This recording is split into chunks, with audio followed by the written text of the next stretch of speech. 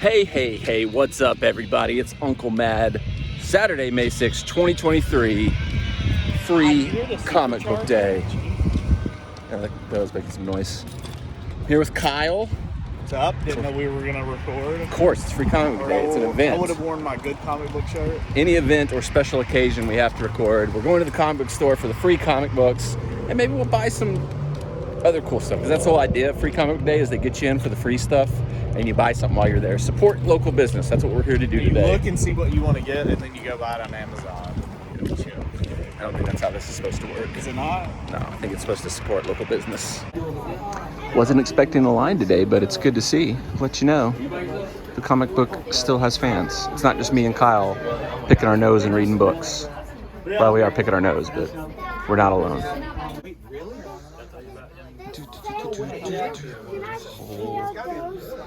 Some of the new issues that are out lately. I just read this one, Shazam. Mark Waid's like my all-time favorite writer. This is awesome. Would recommend. This issue of Batman is also awesome. It is a multiversal romp, to say the least. If you're a fan of the cartoons, the '89 movies, or The Dark Knight Returns, check it out. This Grant Morrison run with Dick Grayson as Batman and Damian Robin, probably my favorite. If they had like the Absolute Edition or an omnibus of it, I might have to snatch it up. Lots of toys here as well, so if you're like a toy collector, comic book shops are the place to be. Funko Pops, back issues galore.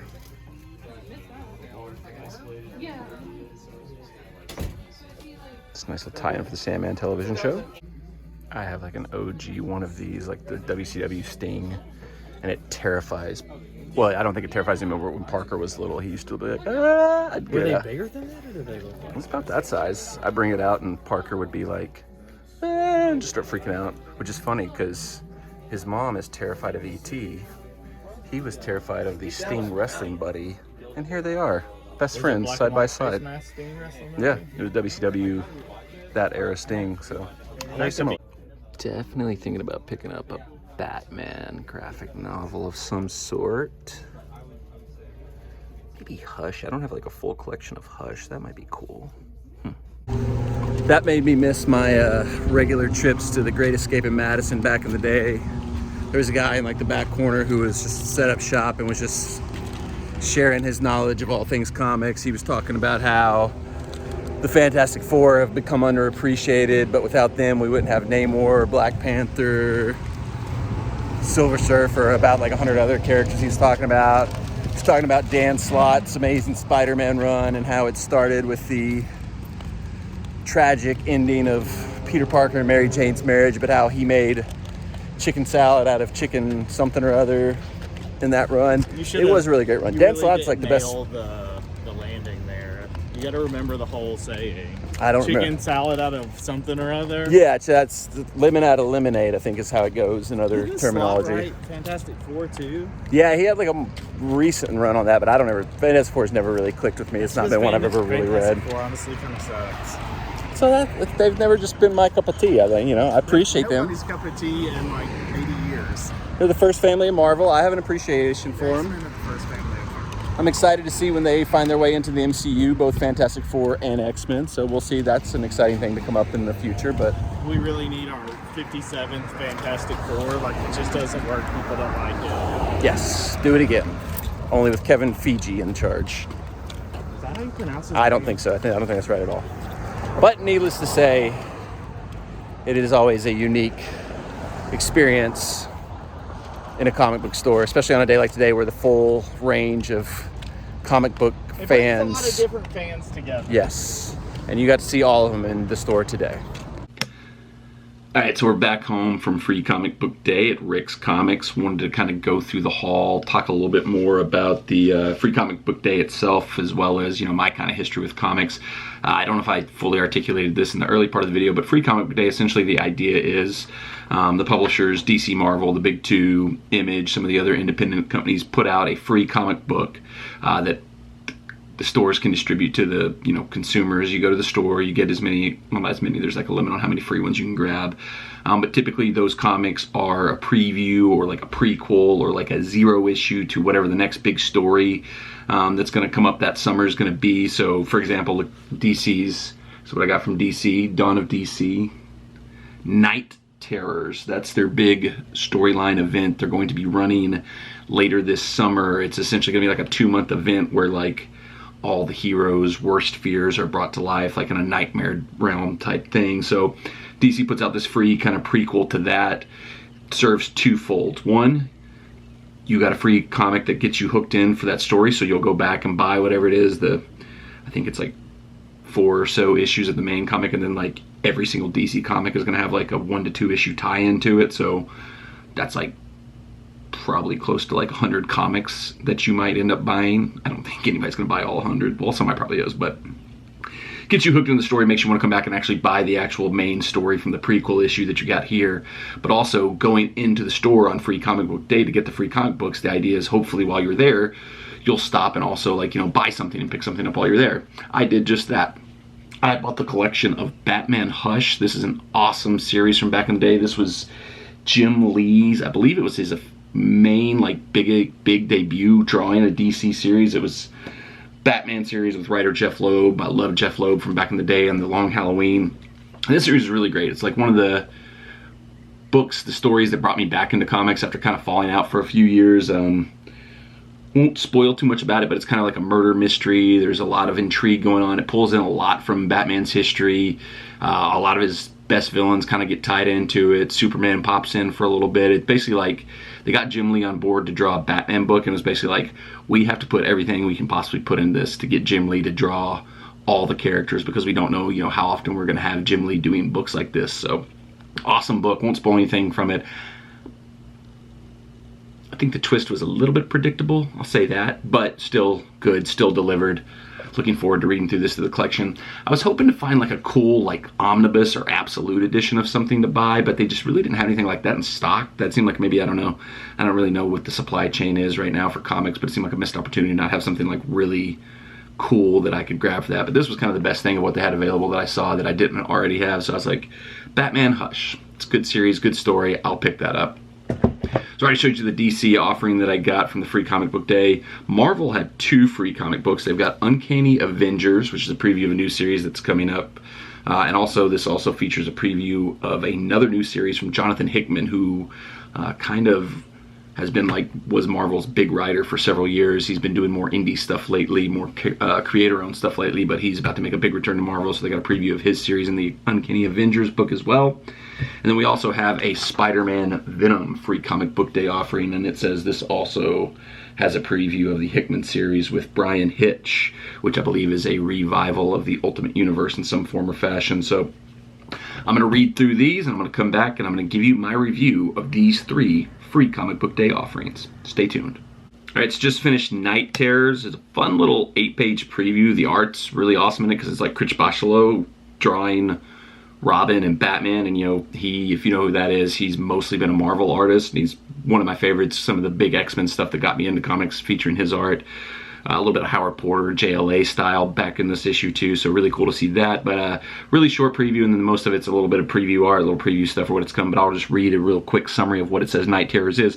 Night Terrors is a terrifying 4-issue limited series written by Joshua Williamson with art by Howard Porter and Gillian March, in which Batman, Superman, and Wonder Woman find the body of one of their earliest enemies at the Hall of Justice. Their investigation takes them past the land of the living and beyond the land of the dead into a realm of nightmares. The only way to save the world is to call for the help of an unlikely hero, Deadman. The horror-focused event will take over the DC publishing line in July and August and will feature multiple 2-issue mini-series from exciting creative teams. So yeah, this intrigued me enough. I like Joshua Williamson's writing. He's kind of the main writer for DC right now. He's writing all their biggest stories, so I'll definitely check out the main limited series. Don't know how many of the tie-in issues I will check out. Definitely maybe some of the characters that I'm a fan of that I'll probably go like, let's like look through here. I'll tell you some of the pre-tie-in issues. We got Batman, maybe I'll read Night Terrors Batman, Nightwing, maybe Nightwing, Robin, I'll probably check out that one. Titans, I like the Titans, I'll probably check out that. But yeah, just kind of all the different characters get their own little mini-series type things. Maybe the Flash, I might check out the Flash one, we'll see. And then the rest is just kind of little preview pictures, some of the sketches they did of the Nightmare versions of characters.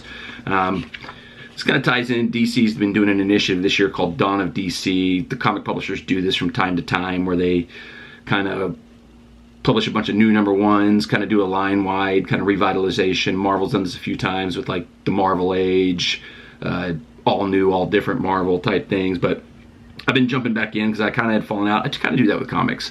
I'll read a bunch for a while, fall out for a stretch, and then something will come along that'll pull me back in. So I've read the Superman, Dawn of DC stuff. It's all been pretty good. I just read Shazam this last week because it's Mark Waid, my favorite writer. I mentioned that while over at the store. That's great.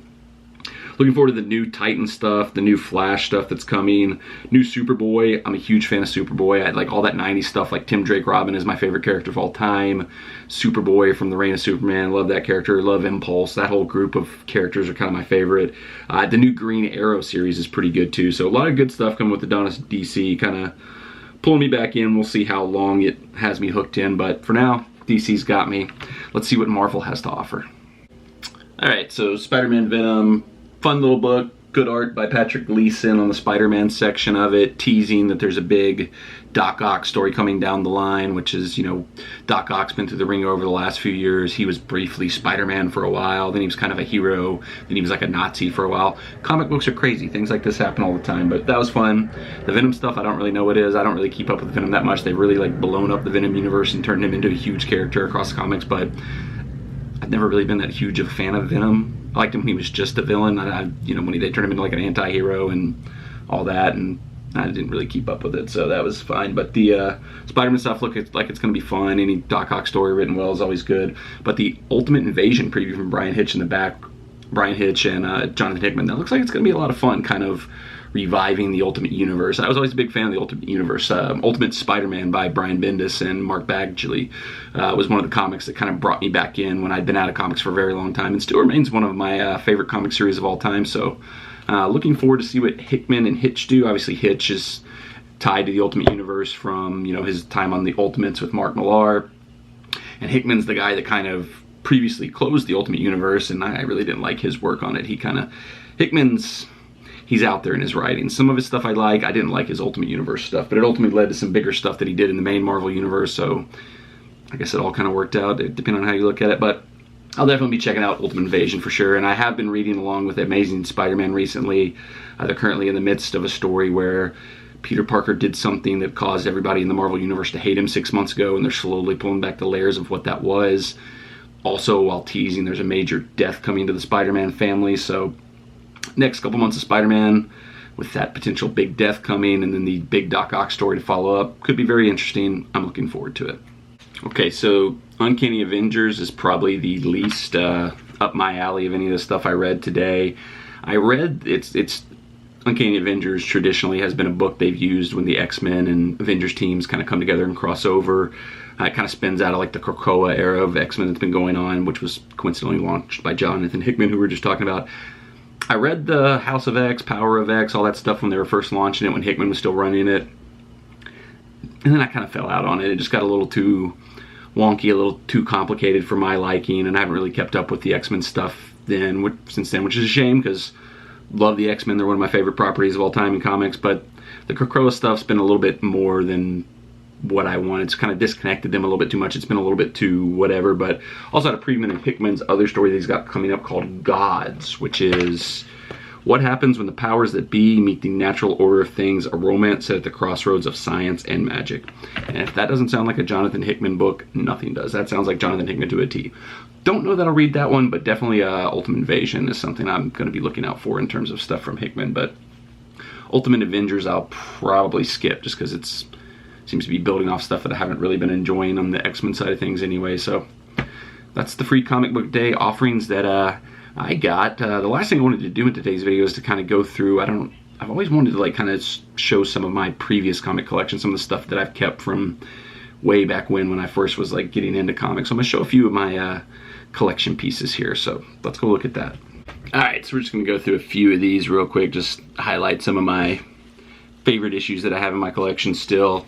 This is New Mutants 87, the first appearance of Cable. I'm not sure if this is a original or like a reprint of the issue. I don't know if this is like first run, but got this. You know, Cable was always big back in the day, and New Mutants, weirdly, like right at the end of its run, debuted like him and Deadpool, like two of the biggest characters of like the 90s and going on into now. Got this like special edition of Robin #1 signed by the artist Tom Grummett. Tom Grummett, I used to love all his artwork and all the stuff he did.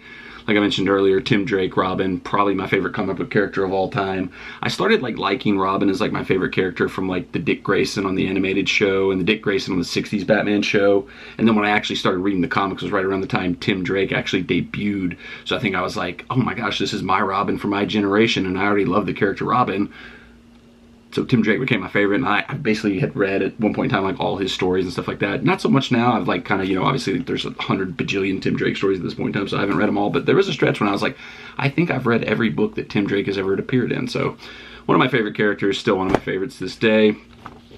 Reign of Superman, I believe this is the conclusion issue where he comes back and has the final confrontation with the cyborg Superman that had replaced him. I've got like all of the Death of Superman issues like that came in like the plastic seal still at like my parents' house in the plastic seal, like including Superman #75, the issue where Doomsday actually kills him. So this is one I just had like as an extra copy, I guess, because I think I have like most of the big issues from this kind of era, this kind of run, as in like the little, because they put them in like plastic sealed what do you call it, bags and stuff like that.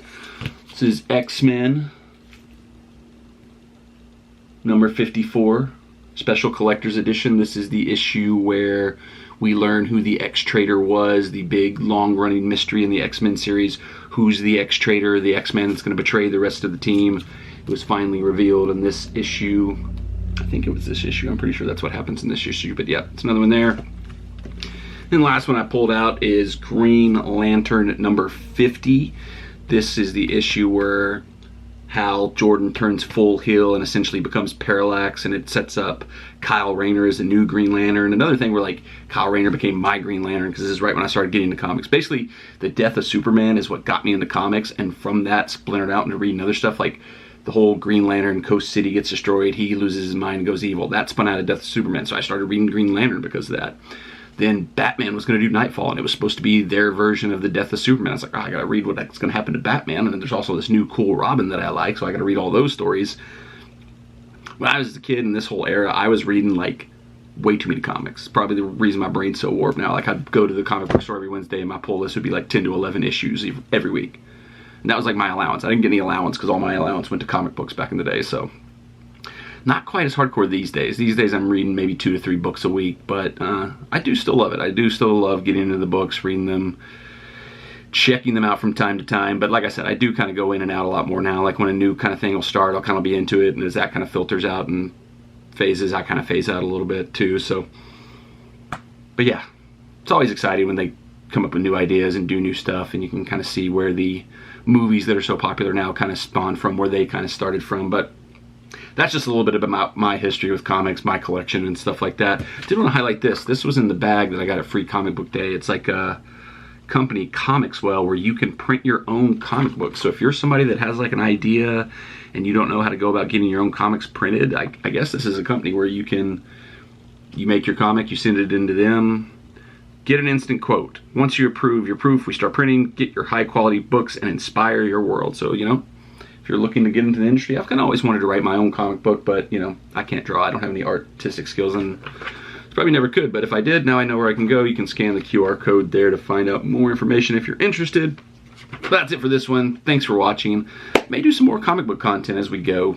You know, something I've always been into, and so if this is something people find interesting, maybe I'll talk a little bit more about it. Maybe we'll do some new comic book day updates as I pick up stuff that I found interesting, and I'll do reviews of those.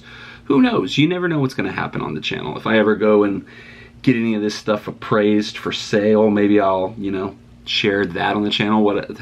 Because, you know, I know Justin wants me to get rid of all these comics, that's for sure. Oh, speaking of praised for sale, that's another thing I wanted to show.